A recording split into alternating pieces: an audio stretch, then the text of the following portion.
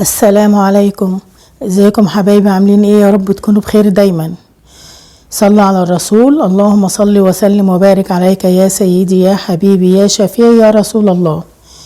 يلا نبدأ مع بعض بسم الله ونشوف هنعمل الشطة الجميلة بتاعتنا دي ازاي.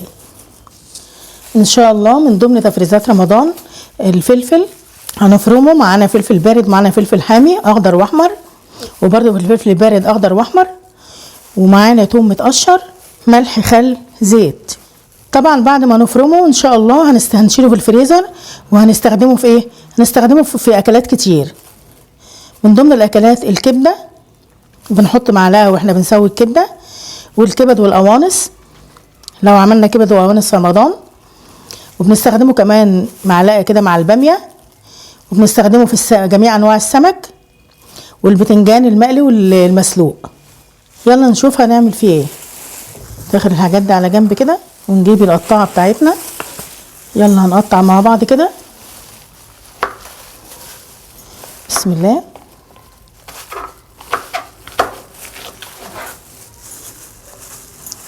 هنقطع حبه من هنا وحبه من هنا.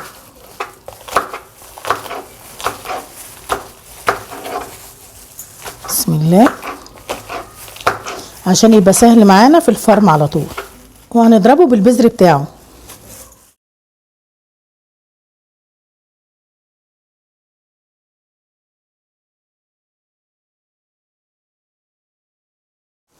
يلا نحط بقى في الكبة.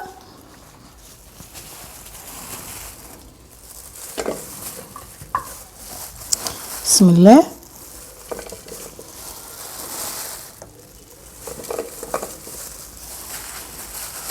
ان شاء الله معانا تفريزات كتير هنعملها ان شاء الله قبل رمضان.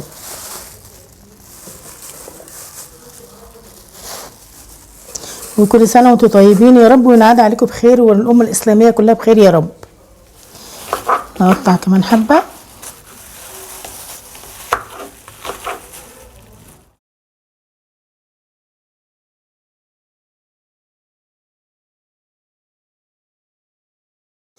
واللي ما بيحبش الدقه دي تكون حاميه يعمل بالفلفل البارد بس هي بتبقى جميله جدا وهي متخلطه كده على بعض، بارد على حامي، يعني لا حامي قوي ولا بارد قوي. بس خلاص نحط بقى شويه توم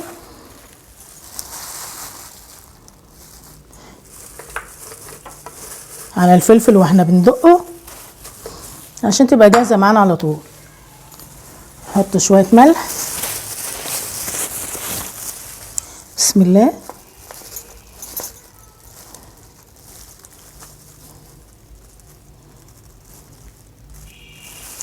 وننزل عليهم بشويه خل، عشان الخل دي ماده حافظه هي والزيت، بس الزيت هنحطه في الاخر.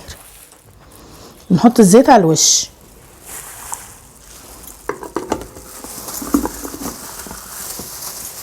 بسم الله.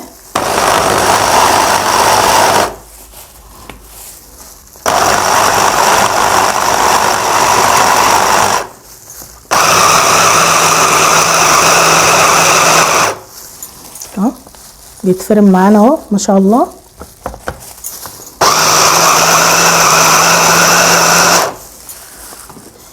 مش عايزين نهرسه جامد، هنجيب بقى حافظه كده وهننزل فيها ايه بالخلطه الجميله بتاعتنا دي. ريحتها ما شاء الله جميله. عشان نحط طبعا عليها توابل. التوابل بتبقى وقتي، يعني ساعة ما نيجي نستعملها نحط عليها التوابل اللي احنا عاوزينها. ما شاء الله، يعني ما تفرموهاش جامد، تكون قطع كده تبقى جميلة جدا في الحشو. نركب السكاكين بتاعتها عشان نكمل ايه مرة كمان، وبعدين ايه اكمل انا الباقي مع نفسي وارجع لكم تاني ان شاء الله. نعمل دي وخلاص. واللي حابة تحط فلفل الوان تحط، مفيش مشكلة.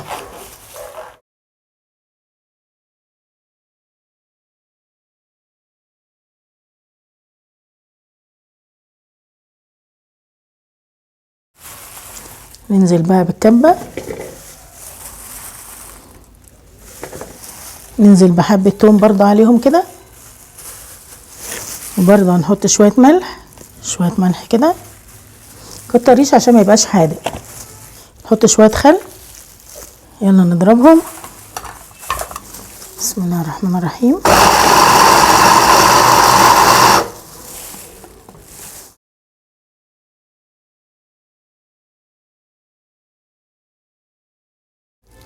كده تمام.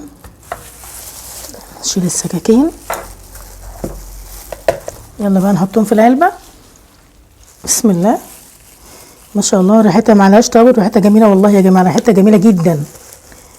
اللهم بارك. هكمل بقى الكمية كلها وارجع لكم عشان ما اطولش عليكم. كده الكمية عملت معانا 2 كيلو ونص. عملت معانا العلبة الحافظة الكبيرة دي، عملت معانا الحافظة الكبيرة دي وبرطمان. الحافظة هنحطها في الفريزر، وان شاء الله لما تيجي تطلعيها هتبقى سايلة ان شاء الله، عشان عليها الخل وهنحط عليها زيت. والبرطمان ده هنحطه في التلاجة، ما تخافيش مش هيجراله حاجة، ويقعد معانا كمان يجي شهر في التلاجة ان شاء الله. معانا تفريزات تانية كتير لرمضان، وكل سنة وانتم طيبين، والأمة الإسلامية يا رب بألف خير. تتعبي شوية دلوقتي هترتاحي ان شاء الله في رمضان وبقية السنة كمان، لان دي هتقعد معانا مدة طويلة، يعني مش رمضان بس، تقعد بعد رمضان كمان بكتير. نحط بقى على الوش كده زيت،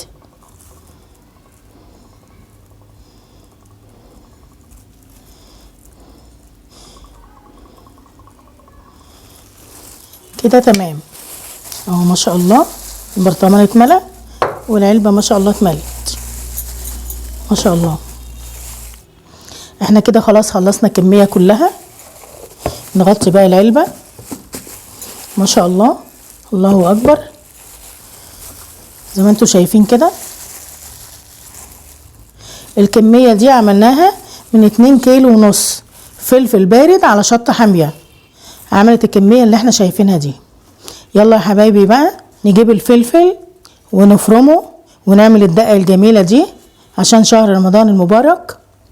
ويا رب الفيديو عجبكم، ولو عجبكم الفيديو اعملوا لايك واشتركوا في القناة لو اول مرة تشوفوها.